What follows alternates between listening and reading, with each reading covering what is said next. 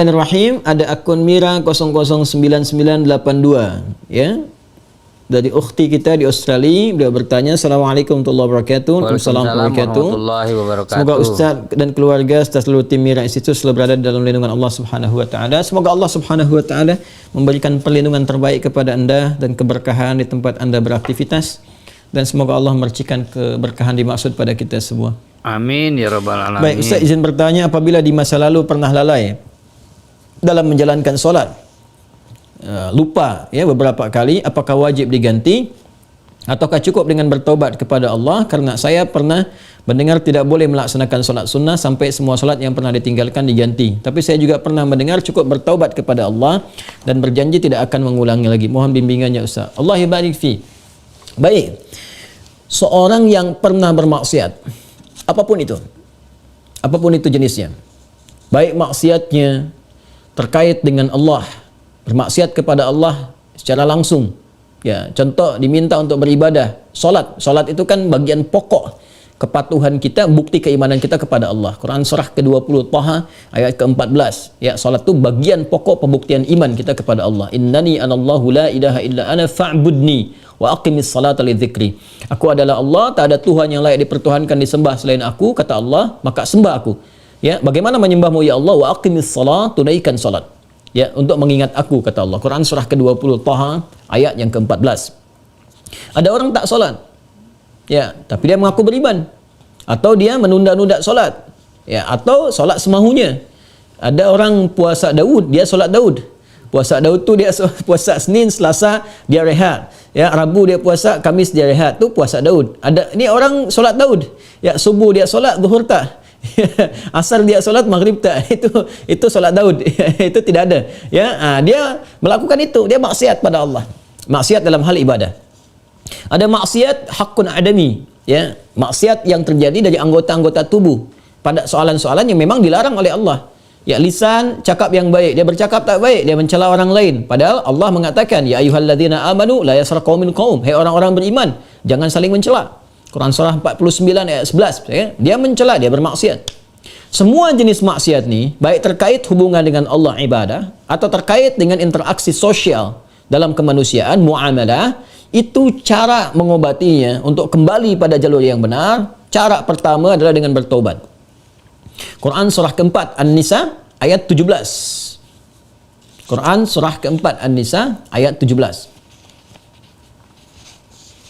Innamat taubatu 'ala Allahi lilladzina ya'maluna as-su'a bijahalatin thumma yatubuna min qarib.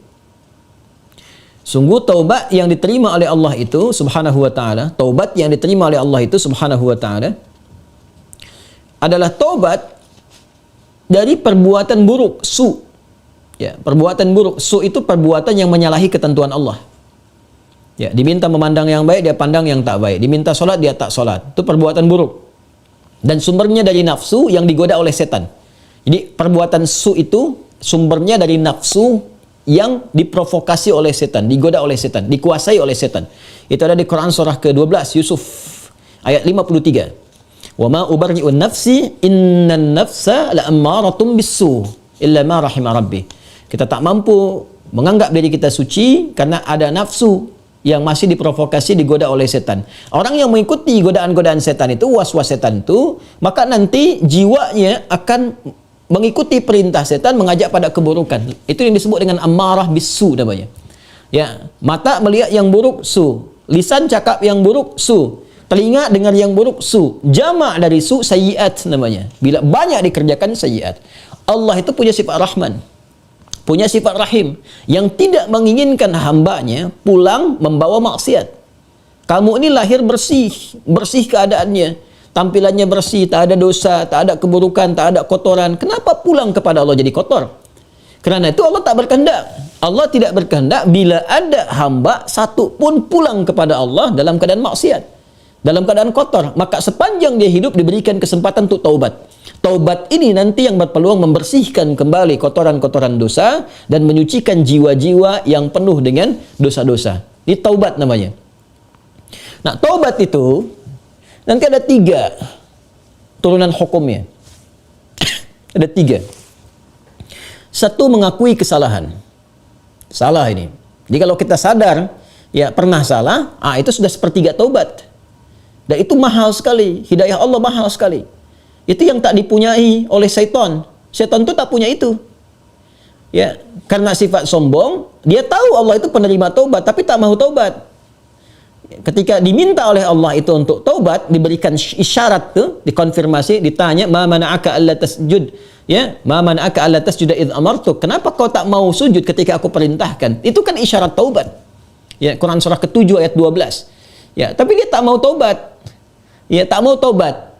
Dia menjawab, "Ana khairum minhu, khalaqtani min narin wa khalaqtahu min tin." Aku lebih hebat. Nah, itu bahaya. Kesombongan itu bisa menutup seseorang untuk bertaubat kepada Allah. Itu bahaya sekali. Karena itu Allah mengharamkan kesombongan, ya, karena sayangnya kepada hamba diharamkan kesombongan supaya masih berpeluang untuk taubat. Itu bezanya atau bedanya syaitan dengan manusia. Ingat ya? Manusia salah karena ada nafsu, tapi manusia taubat. Adam manusia diberi contoh oleh Allah, ya, supaya bisa diteruskan pada anak cucunya. Diberi contoh, Adam keliru, lalu kemudian diberikan jalan taubat. Al-Baqarah ayat 37. Fatalaqqa Adamu min rabbih kalimatin fataba alaihi. Adam menerima talaqi ayat-ayat taubat. Ya, dia memohon kepada Allah, Rabbana zalamna anfusana wa illam taghfir lana wa tarhamna lanakunanna minal khasirin. Taubat, dia diterima taubatnya. Syaitan salah, diberi kesempatan taubat, dia tak taubat. Ya, jadi jangan ikuti jejak syaitan. Wala tattabi'u khutuwatis syaitan. Quran surah kedua ayat 168. Jangan ikuti langkah syaitan. Kita beza dengan syaitan, kita beda dengan syaitan. Manusia salah, manusia taubat. Syaitan salah, syaitan tak kenal taubat. Jadi kalau ada manusia bersalah, pernah berbuat salah, tak mau dia taubat, itu patut diduga boleh jadi sedang dikuasai oleh syaitan. Nah, jadi kalau ada pertanyaan, itu pertanyaan fitrah. Ya, saya pernah salah. Itu selalu ada fitrah itu. Ya, dua anak Adam yang pernah salah satunya bermaksiat itu dan berkehendak untuk membunuh Adam, membunuh anak Adam salah satunya. Ada kisah dua anak Adam itu di surah Al-Maidah, ya, ayat 27 itu, ya, sampai dengan 30, ya. Watlu alaihim bil haqqi watlu alaihim naba ibna adam bil haqqi id qaraba qurbanan fataqabbala min ahadihima wa lam yutaqabbal min al-akhar. Muhammad SAW kisahkan, bacakan kepada umatmu, ya, tentang kisah dua anak Adam yang diperintahkan untuk berkorban. Yang satu berkorban baik, yang satu tidak. Ya, maka yang satu diterima, yang satu tidak. Maka yang kecewa ini dia merasa cemburu, ingin membunuh. Nah, ketika akan membunuh ini fatawa'at nafsu lahu nafsuhu, fatawa'at tawa' itu artinya naik turun. Ya, jadi enggak ya, lakukan tidak ya. Nah, itu di fitrah kita itu selalu ada bagian fitrah yang mencegah berbuat maksiat. Ada yang sifatnya mencegah dari awal, ada yang sifatnya menyesali. Ya, menyesali itu sambil mencela. Kenapa tadi saya harus marah nih sama anak nih? Kenapa tadi saya harus mencela dia? Kenapa tadi harus saya cemberut? Kenapa tadi saya harus berkata yang kasar? Padahal saya bisa berkata yang lembut. Nah, itu ada penyesalan yang kedua sambil mencela diri. Nah, bagian yang kedua ini setelah tak mampu mencegah, dia menyesali, disebut lawam namanya. Sifatnya lawamah. Ya, makanya ada yang dikenal dengan nafsul lawamah. Diri, jiwa yang mencela. Kenapa melakukan itu? Nanti puncaknya terjadi di akhirat, saat kembali, saat hari kiamat. Ya, banyak orang menyesal, kenapa dulu tak begini? Kenapa dulu harus begitu? Nah, itu ada di surah Al-Qiyamah, surah ke-75, ayat yang kedua. La uqsimu biyaumil qiyamah, wa la uqsimu bin nafsil lawamah. Ya, aku bersumpah, kata Allah, ya, ada di jiwa-jiwa itu sebetulnya yang menyesali perbuatan buruk itu kenapa terjadi. Nah, taubat itu karena harus membuktikan kesungguhan untuk berubah, itu harus menyentuh kepada jiwa yang terdalam tadi. Karena itu harus ada unsur pengakuan, yang kedua unsur penyesalan. Unsur pengakuan itu secara fitrah akan muncul dengan sendirinya. Karena itu kalau keluar dia di pernyataan, itu Masya Allah, itu sudah hidayah Allah yang sudah masuk ke dalam jiwa. Jangan tinggalkan. Cepat ambil. Ya, siapapun pelaku maksiat akan ada bersitan, sekelebat dalam jiwanya itu berpikir, apa aku harus selalu begini gitu? Ya, mungkinkah aku berubah? Nah, kalau ada hal semacam itu sudah hidayah. Ya, kalau ada orang banyak berbuat maksiat pun kita sekelilingnya itu kita mendoakan, malam-malam kita sujud minta pada Allah supaya diberikan hidayah. Jangan-jangan dia itu ditempatkan jadi tetangga kerabat kita, berkehidupan dengan kita supaya memang kita bisa mendoakan dia.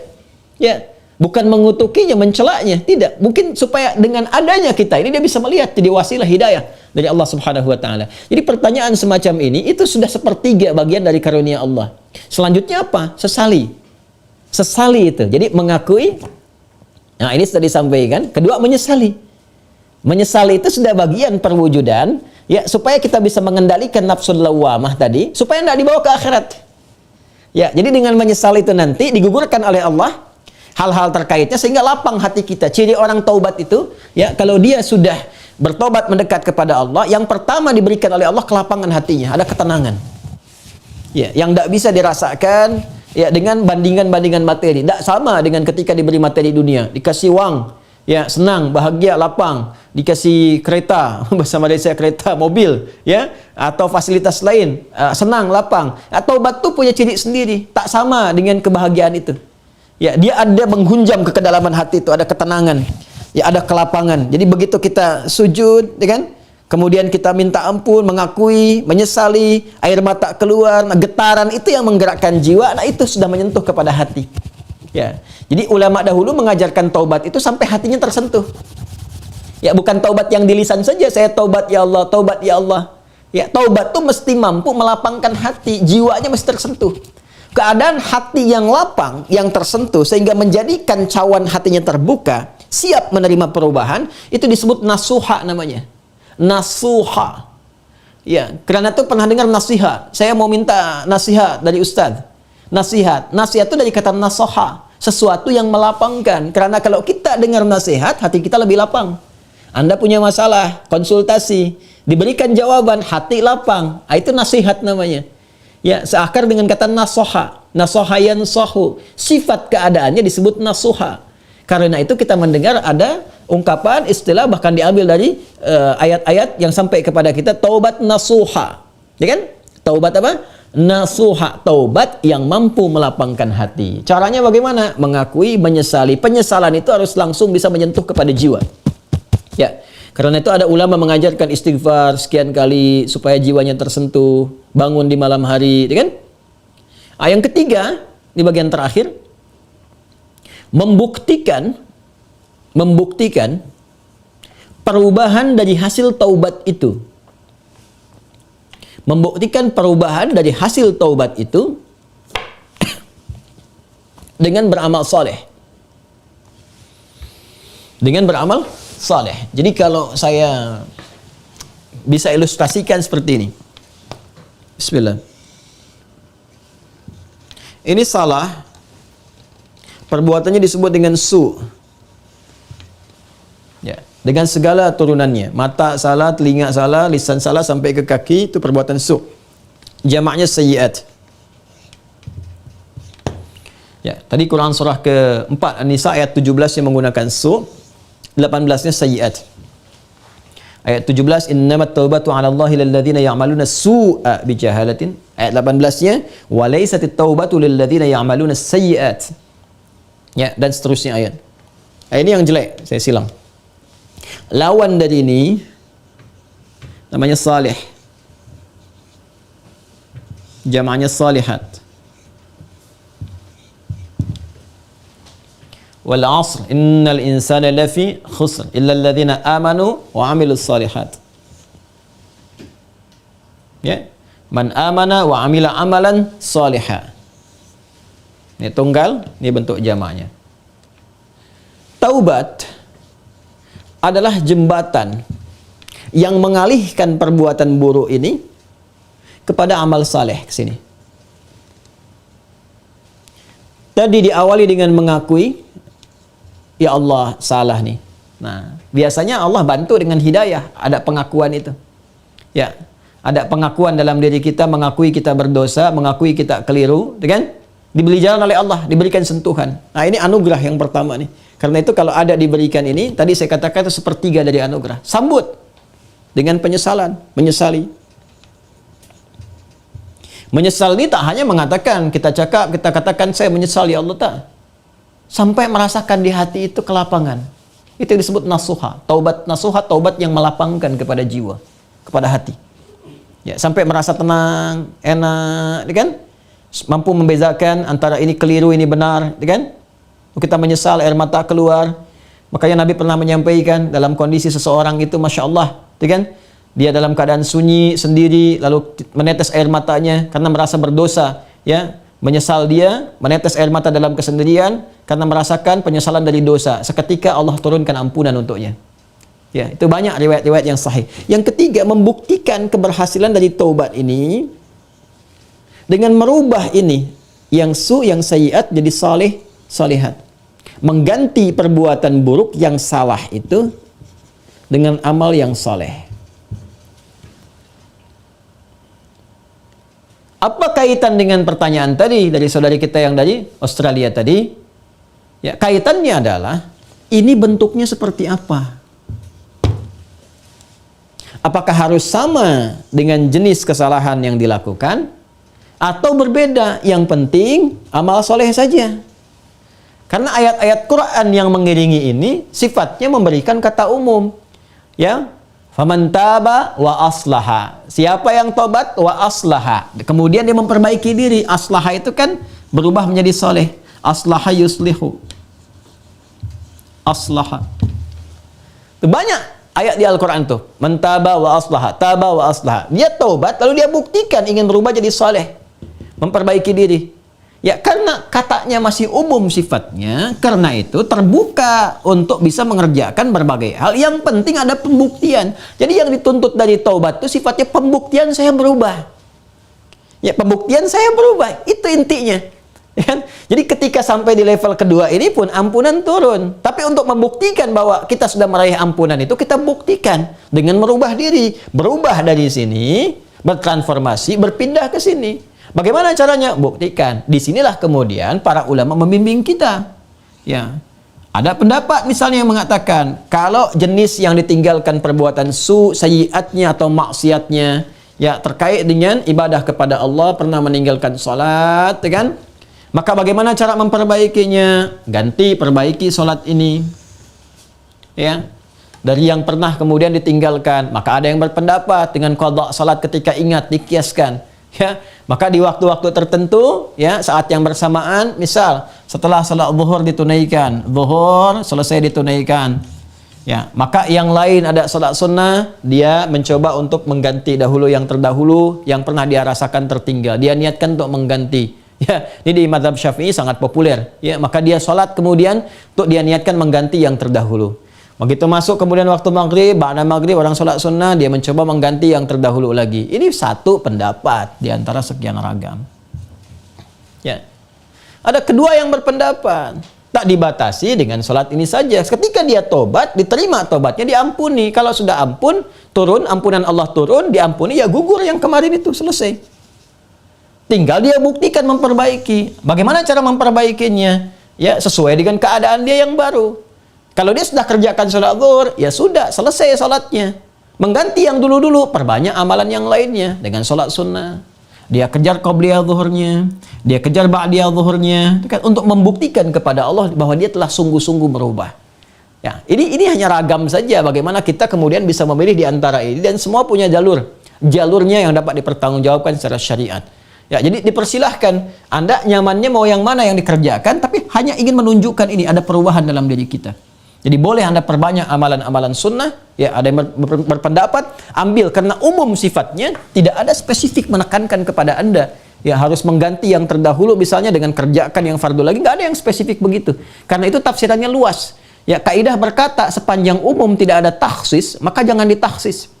Jangan dikhususkan pada amalan tertentu. Jadi ambil yang paling ringan. Ya, kalau misalnya Anda ingin coba ganti dengan mengganti menggunakan yang sunnah, silahkan, babnya luas.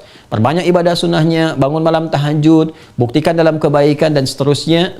Dan semoga dengan itu Allah Subhanahu wa taala ya memberikan ampunan kepada kita sampai kita kembali kepada Allah dalam kebaikan. Ini babnya. Jadi prinsipnya sebetulnya bukan persoalan apakah ganti menggunakan fardunya lagi atau cukupkan dengan yang sunnah saja. Bukan itu persoalannya.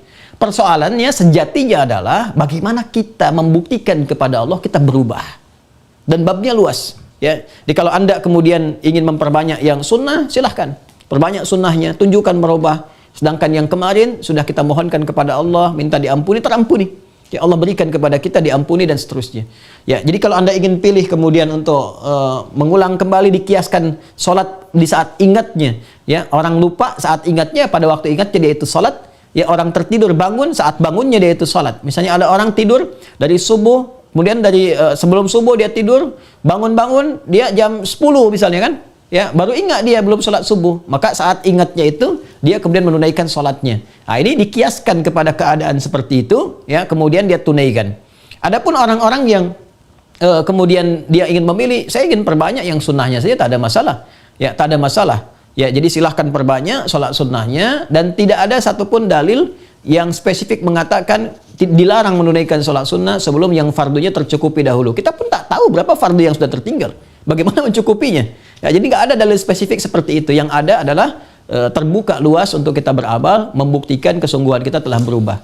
Wallahu ta'ala a'lam bis-shawab, dan semoga Allah menerima taubat yang kita mohonkan kepada Allah, dan tidak ada semua kita yang bebas dari kesalahan. Saya, Anda, kita pun pasti pernah berbuat salah, dan Allah sangat mencintai pelaku maksiat yang bertaubat dibandingkan dengan seorang yang saleh yang tidak pernah merasa salah dalam kehidupannya. Wallahu ta'ala a'lam bis-shawab.